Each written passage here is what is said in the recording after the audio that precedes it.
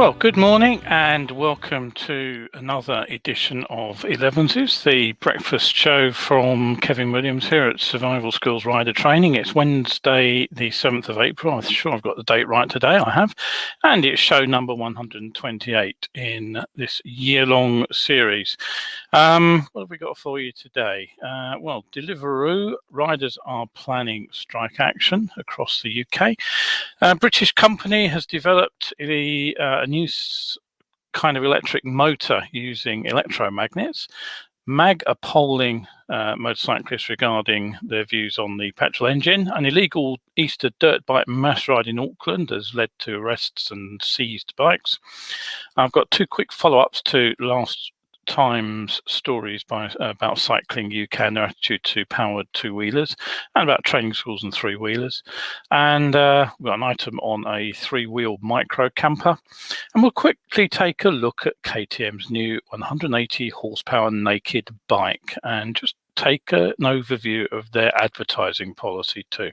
And finally, I'll finish off with a light-hearted piece based on something that a friend of mine, Dave Gurman, talked about, how our attitudes to the police might change as we get older. So settle yourself down, grab yourself a cuppa, stay with me for the next 25 minutes or so as I take you through some topical news, some controversial news, and I often cover better biking tips as well. Don't forget, if you've got a comment or a question, I will get back to you at the end of the show. I'll try and say hello as people log in along the way as well, because Clive and Cheryl have both looked in. Right, okay, so don't forget, you can catch up with this show here on Facebook, or you can head over to my YouTube channel, Survival Skills UK, and find it over there later. Right, okay, so before I go any further, let's not forget that I am back out on the road with my bike training.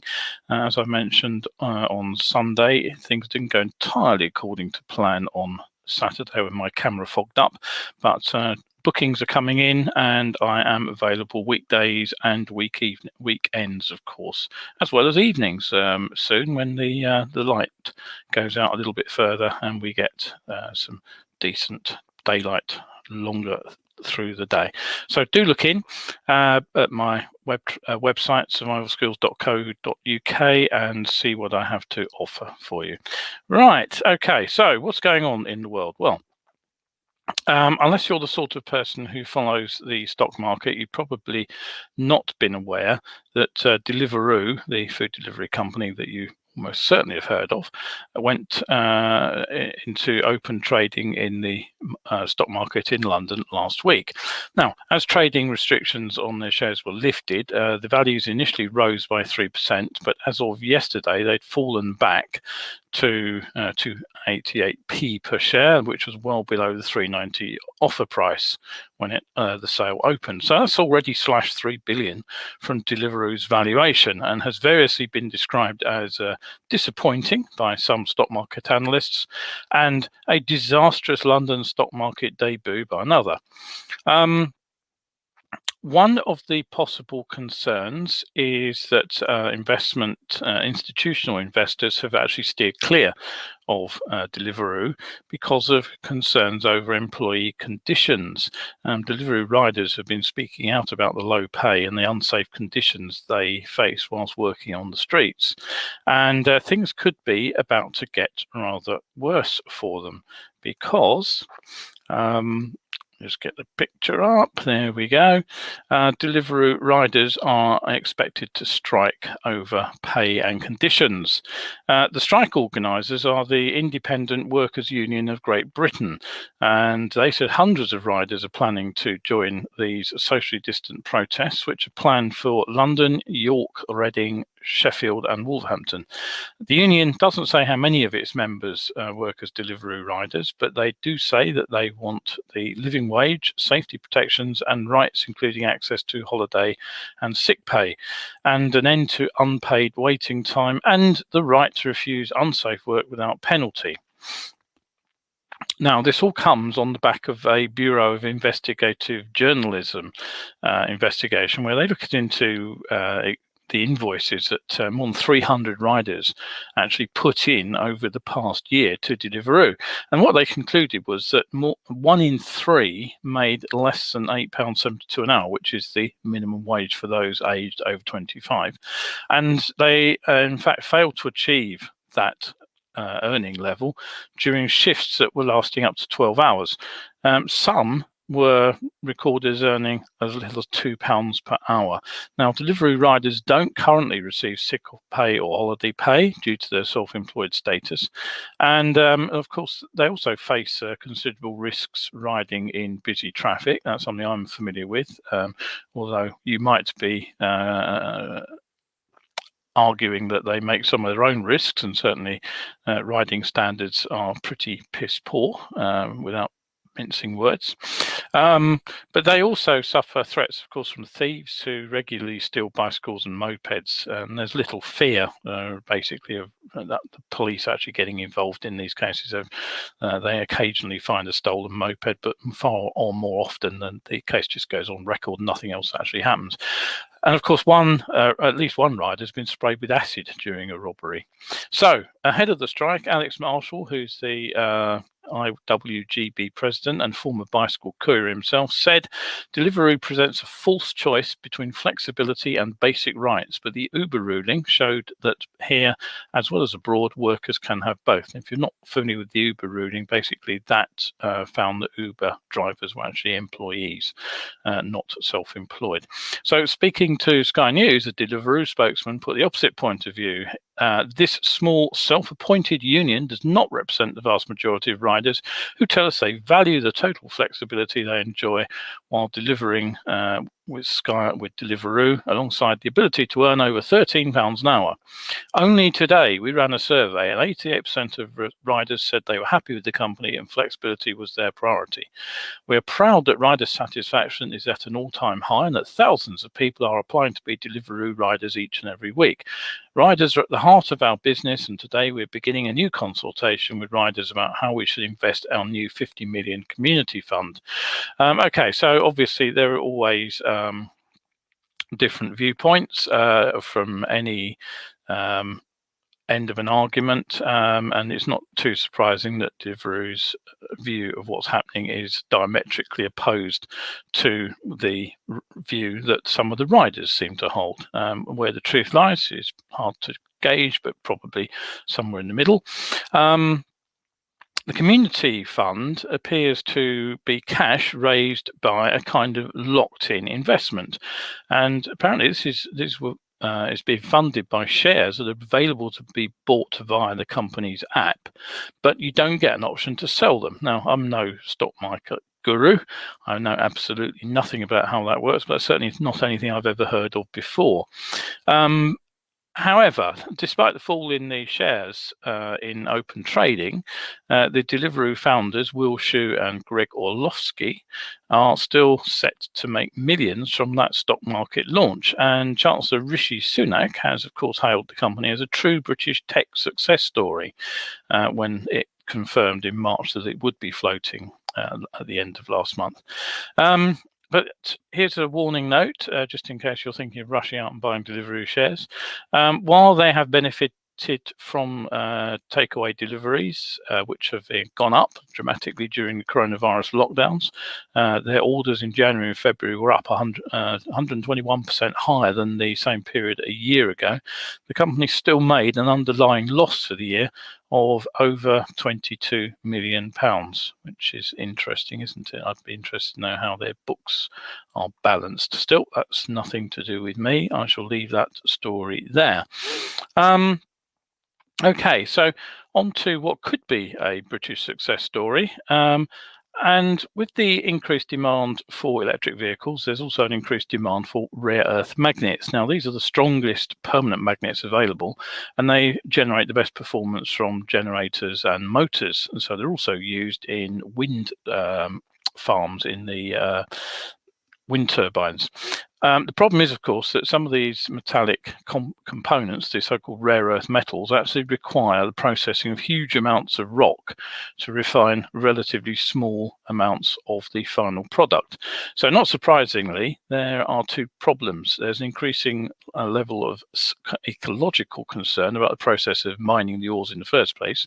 And as the difficulty of digging these things out of the ground is significant, there is also an expense hit in terms of manufacturing them and supplying them. And of course, the more demand there is, the more expensive they're likely to get too. So here's some potentially good news. A British company claims to have developed electric car motors which do not rely on these permanent rare earth magnets. Advanced Electric Machines, or AEM, is a company spun out of Newcastle University back in 2017, and they believe that they have successfully established a technology first invented back in the 1800s. These are what's called switched reluctance motors, not something I must admit I've ever heard of before, but basically it's an electric motor that works without permanent magnets. It uses electromagnets. And that means it can be built out of a cheap metal, such as steel, which is magnetized by an electric field running through the magnet.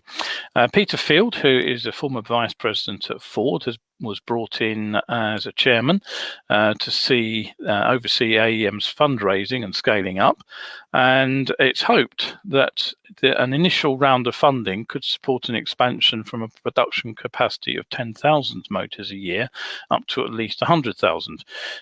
Mr. Fleet said this is a unique technology that's not just green because it doesn't need rare magnets, it's also lighter and more powerful than traditional motors and wrapped up in patents that solve the challenges around it.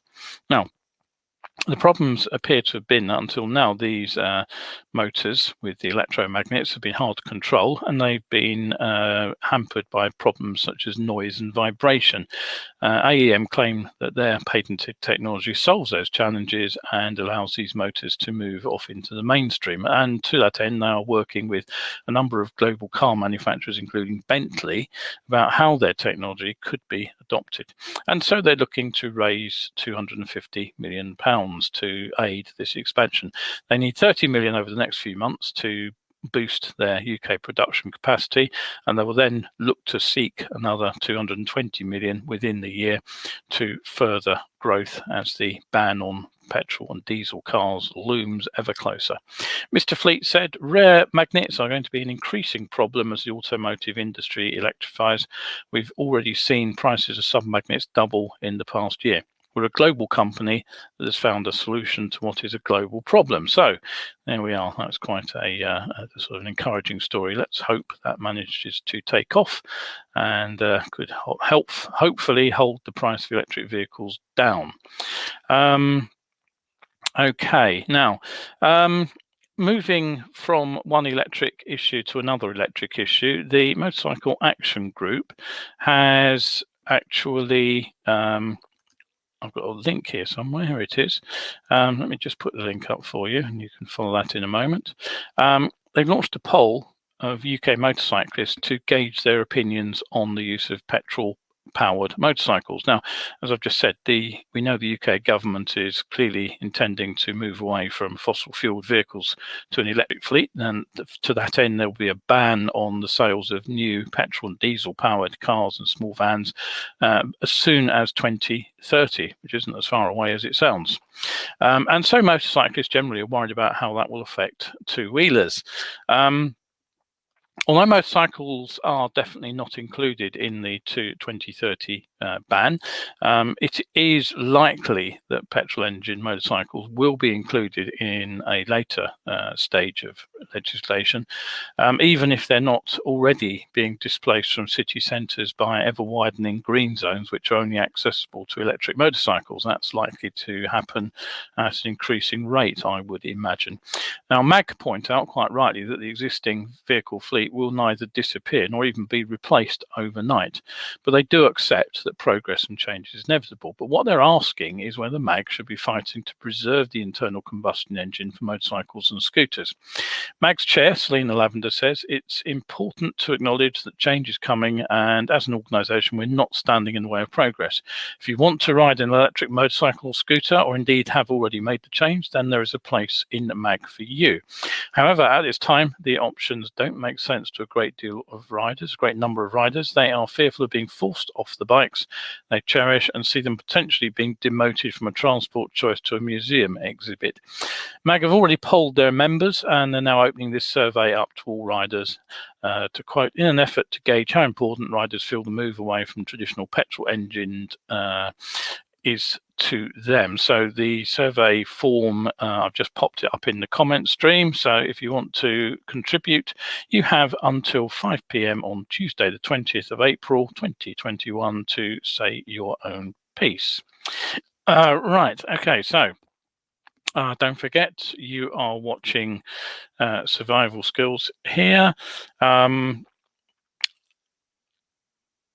lost my tag. Where's it gone? Oh, yes, there it is. That's what I was trying to put up.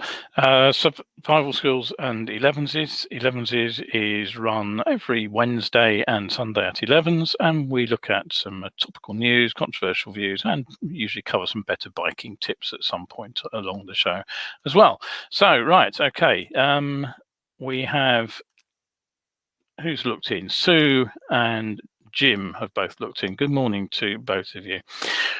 Right, okay, so what else has been going on in the world? Well, down under, the Easter break happens at the end of the summer, of course, and it's a time when many riders are out on the roads enjoying the late summer sun. Unfortunately, in Auckland, New Zealand, not all of them were riding legally, where police responded to a number of calls from concerned locals after a large group of riders on illegal dirt bikes rode through South Auckland streets on Easter Saturday. 6 riders were arrested, 10 bikes were seized, others were issued fines, and Inspector Kay Lane, the roads policing manager in the Manukau region, said further action is likely against those involved. We have a number of ongoing inquiries and CCTV footage to review in relation to today's event. These riders showed a complete disregard to other motorists and placed themselves and others at risk. Inspector Lane has thanked the public for their cooperation and reassured them that offending on the roads won't be tolerated. She says they will continue to monitor group bike rides, and offending on the roads will be investigated and follow-up action will be taken. Now, this is a similar event to something that happened on Waitangi Day, which is Sunday the 6th of February and celebrates the signing of the treaty which basically founded New Zealand as a state. And it was celebrated by hundreds of illegal motorcyclists doing a similar run through Auckland's streets. And they were reported to be riding without helmets, blocking motorways, intimidating drivers, doing wheelies and burnouts, and generally blocking traffic. Some of the problems that they have down there in New Zealand. Right, okay. Couple of follow-ups to stories I ran on Sunday. Now, you may recall I ran an item on I called it the Iron Fist in the Velvet Glove, which was CyclingUK's document around how they see motorcycling. It's a couple of years old, but it still seems to be current. And Alex Richards from MAG actually wrote something very, I thought very perceptive actually on one of the MAG Facebook pages. And what he said was, one thing that really strikes me about the CyclingUK document is that it acknowledges that as vulnerable road users, cyclists and motorcyclists share much common ground, but then goes on to highlight the differences. And he says, I think there's real scope for claiming the centre ground, especially in the congested urban environment, reaching out to the many thousands of London's two-wheelers who aren't currently part of any lobby group. And I think now is the time to do it. We're at a time of convergence in two-wheelers, with huge popularity of e-assist bicycles, the government's consultations on micro-mobility, the increasing availability of electric motorcycles and scooters, and the latest Euro 5 regulations on motorcycle emissions. Rather than, as motorcyclists, saying we want to share a cyclist space, we ought to be looking at how road space can be reshaped to encourage more two-wheelers whilst enhancing the safety of both, even if that means taking small amounts of space from other road users. Let's campaign for a two-wheeled London, whether it's pedalled, e-assisted or powered. And I think that's a really perceptive piece, actually. The blurring of the lines between motorcycles, electric bicycles and pedal-powered bicycles is something I've pointed up in the over the last year or so, and yeah, definitely. That's the answer is not to take sides, not to try to reject Cycling UK's arguments, but in fact to turn them in some ways against themselves. I think that's the way to go. The other item that I covered was the thinking outside the box item on training schools who are stuck with customers and no tests. And I mentioned that there are certain three-wheelers that can be ridden on car licenses. Excuse me. Now, there is a date cut off on those car licenses. Newer car drivers can't ride these bikes, but some can, and I don't see any reason why training schools couldn't be pointing this out to potential customers. And one of these machines is the Yamaha Tricity 300. The advertising that from Yamaha actually says it's a three-wheeled scooter you can ride on a car driving license. Yamaha's new 2020 Tricity 300, or is it Tri-City? I don't know.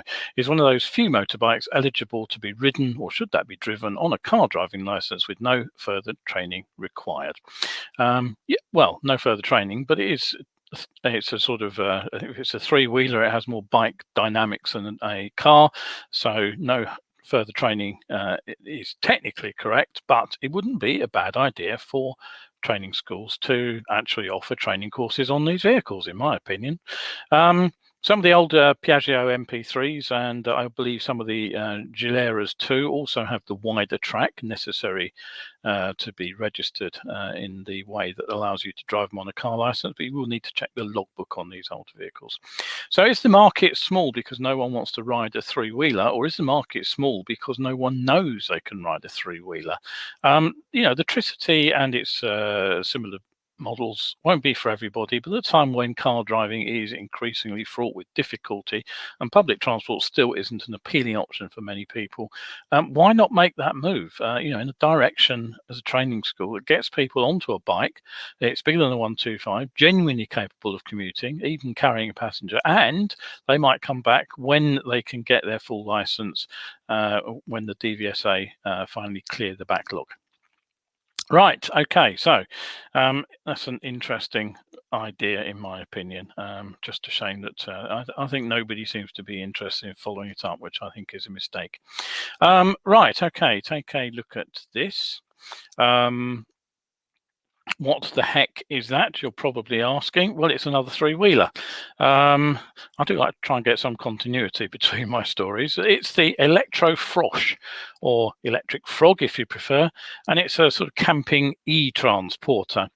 It's based on an electric tuk-tuk style base unit, and basically what it has is a folding camping module built onto it that comprises that tent that you can see on there, and it also has a kitchen unit and which demounts, and there is a sort of what they call a sun sail, which I would call an awning, which is also available as part of this kit. So there's the tent structure. It's said to comfortably accommodate two people. Well, it's a yeah, I've seen smaller, but comfortable, well, depends on your definition of comfortable, really. I like to be able to move around a bit these days inside the tent. That's a little bit tight for two people. But who's it aimed at? Well, the marketing says the target group for the e-tricycle truck are weekend campers who want to camp close to home. How close to home?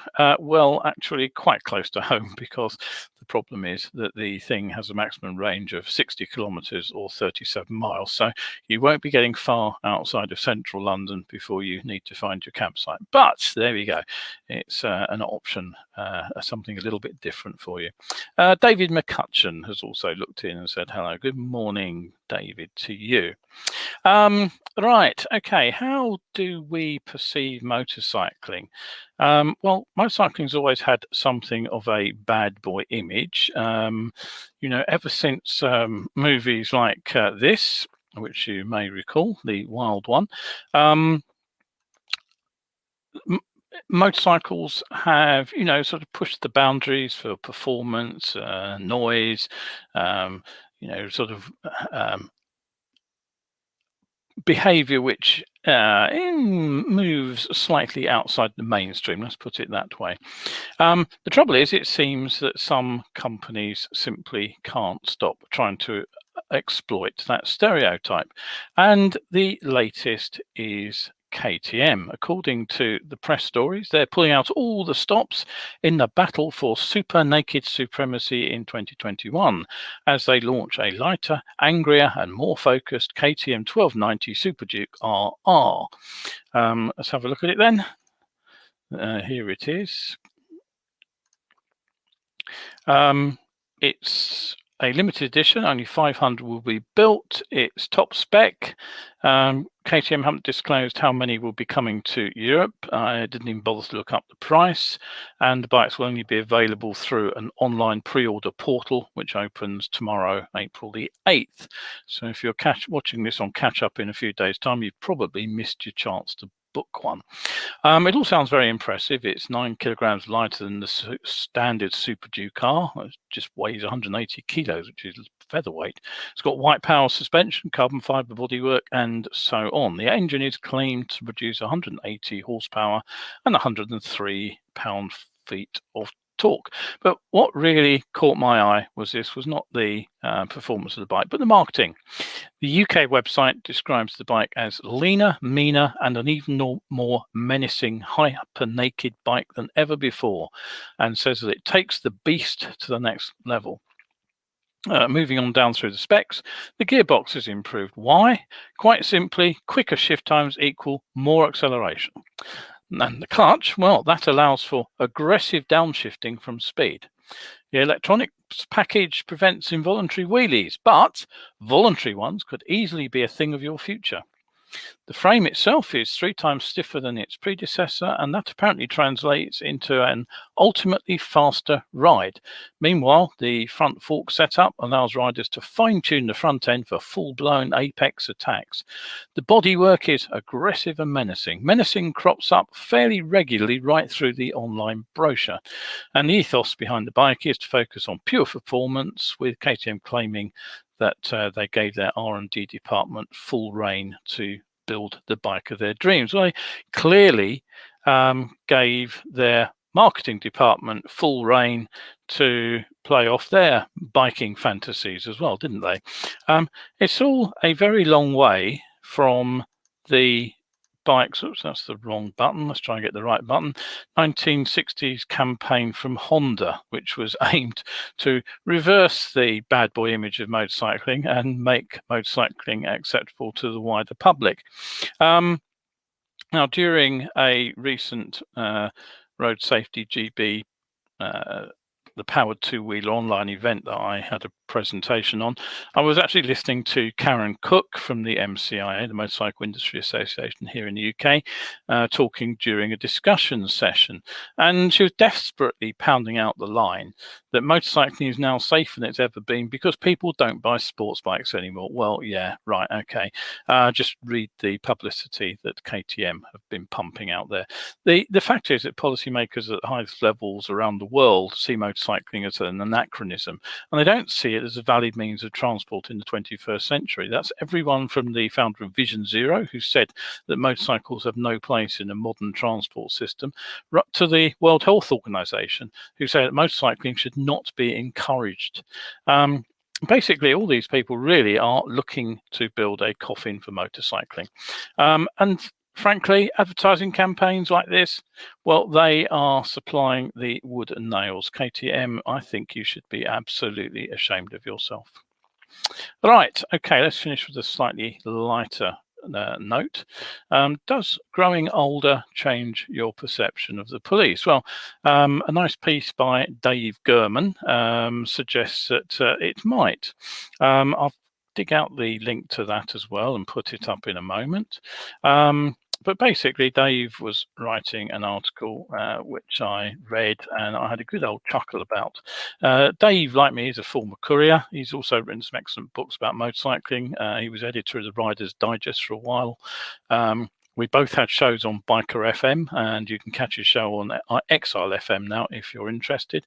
And he continues to play the kind of music that I like personally. I really think that anything he plays is awful. Anyway, the article itself, what caught my attention was an item about finding a police rider trying to hide in his blind spot. Well, actually, that brought back memories of my own younger days, because that's exactly what happened to me on one occasion. I had just got my 404 Honda, so I was about 3 years into my motorcycling career, and I was heading towards Maidstone in Kent on a 60-mile-per-hour stretch of the A20.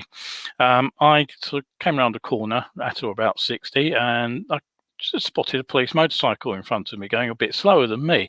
He clocked me in the mirrors, and what I noticed was he very, very quickly accelerated and rapidly put some distance between us and vanished out of sight. I turned the corner onto the long straight where he disappeared, and he had completely vanished. And I thought that was a bit odd, because I couldn't see how that he could have got to the end of that straight before I turned onto it myself. So I had a good scan to see where he might have turned off the road. And in fact, I spotted him. He'd ridden through an open gate into a field and was turning the bike around in the field behind the hedge. So I had my police scanner on full alert by this point, so I carried on anyway at 60, because I knew exactly where the trap was. Just up the road there was a short stretch of dual carriageway which was still national limit, so that means the speed limit is technically 70 miles per hour. Just as you approach a blind bend, it goes back to single carriageway, and I happen to know through many times of riding up and down this road that just around the blind bend was a 30 limit sign. Now, as you came off the bit of dual carriageway, say at 70 miles an hour, onto the 60, you'd probably be rolling off the throttle, but you'd still be doing a fair old speed when that 30 limit sign appeared. And I knew for a fact that unless you brake hard, there's no way that you can go into that 30 at 30. So I had a pretty good idea what was coming next, even though I had no bike in the mirrors. So I rolled off the throttle in plenty of time, applied the brakes a bit, and rolled in bang on the 30 as I went through the 30 sign. And that's at that point, of course, the BMW materialized directly behind me. Quite how he got into my blind spot, I have no idea. He must have gone like the clappers to catch me. And anyway, between mirror checks, he'd managed to get in between my shoulder blades. Generally speaking, I haven't had too many problems with the police. But there have been one or two incidents where I kind of thought, well, what exactly is this all about? I got pulled up on the FZ 750 for a stolen vehicle check on one occasion. Now, I wasn't too surprised about that because I had all the bodywork off. I'd just been doing a full service on the bike. I'd given it a deep clean, get into all the nooks and crannies, and I'd also been doing a suspension change on my Öhlins suspension. And so I'd taken it out for a spin, see if it felt any different on the new settings. So no worries. I stopped, let them look over the bike. I didn't have my license, but they called in the registration, and it matched up with the address I'd given them. So at that point, it was on your way. And I thought, well, okay, they've stopped me for a stolen vehicle check. So I asked if they were going to check the frame and engine numbers. And at that point, they shook heads and looked a bit blank. And then I said, how about a data tag check? At that point, they looked completely blank. What's data tag? The policeman asked. So I then had to explain that every police force had a data tag scanner, which basically used transponders buried in the frame to give a code, and that code would be registered to that particular motorbike. So, but that was all new. Even though apparently they were on the hunt for stolen motorcycles, they knew nothing about data tags. So I began to think that possibly I hadn't been pulled up on a routine check. I'd actually just been stopped because I looked suspicious. On the blind spot thing, on another memorable occasion, the vanishing vehicle was actually a police car. Now, on this occasion, I was on the M40. It was quite busy. I was in no rush. I was ambling up the inside lane at somewhere around about 55. And I was riding my GSXR 750 with my matching blue and white leathers. So it wasn't too surprising that I clocked the two coppers in the car sat on the ramp at the side of the motorway, giving me the once over. So I kept an eye on the mirrors, and yes, bingo, just at the limit of my vision in the mirrors, the police car slid off the ramp and into the traffic flow. And I kept an eye on it as I caught glimpses of it, as it slowly worked its way up through the traffic and caught me up. And eventually it slid into position behind me and continued to catch me up until it vanished from the mirrors. Now, the GSXR mirrors weren't fantastic for giving you a rear view. Mostly they gave you a shot of your elbows, but I knew that the car had to be somewhat less than 10 meters behind me to vanish completely. So I thought that was a bit close at 50 odd miles per hour. I guess what they thought was, as I swung off onto the much lighter traffic on the A40, I'd be giving the bike a handful. Anyway, I carried on at my sort of 55 or so, took a good look over my shoulder, let them know that I knew they were there. And after a mile or two, they got bored following and overtook and cleared off into the distance. But the funny thing was I got the usual "don't let us catch you doing that again" stare from the passenger in the seat of the car. But I think my favourite incident actually was years earlier when I was dispatching in London. I was on a little AR80 Kawasaki, a little two-stroke, lovely little thing to ride, great fun. 10 horsepower engine.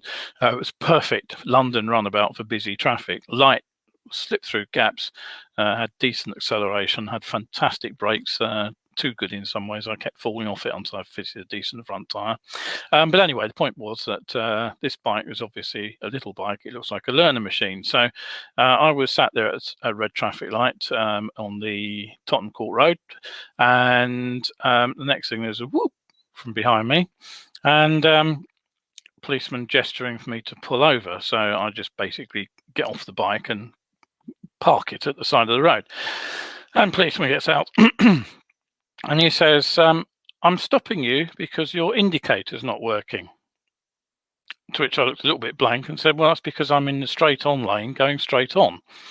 "Ah, well, your all L plate's missing as well. Don't you know it's an offence to not display an L plate on the rear of a motorcycle?" And I said, "If you look, there's not one on the front either." He looked blank at that point and said, "Why not?" And I said, "Because I've got a full license." And that one stumped him so much he didn't even ask to see it. He just climbed back in the car with a muttered, "Well, I'll be keeping an eye open for you," and drove off. So that's my experience with the police. Generally speaking, fairly benign, but just those a few amusing little incidents. Right, so that's the end of today's webcast. Don't forget, as part of your biking preparation, you can head over to my YouTube channel and check out my 60-second better biking videos. The coffee pages are going up a pace. I've put a load up over there today. There are, I think about a dozen new articles from Facebook have gone up, and there's a couple of free ones as well. So look in there, and don't forget the email newsletter if you want access to all my Facebook posts without having to log into Facebook all the time. That's it for today. Stay safe out there. I'll be back with another Elevenses on Sunday, and I hope to see you then. That's it for now. Bye from Kevin Williams here.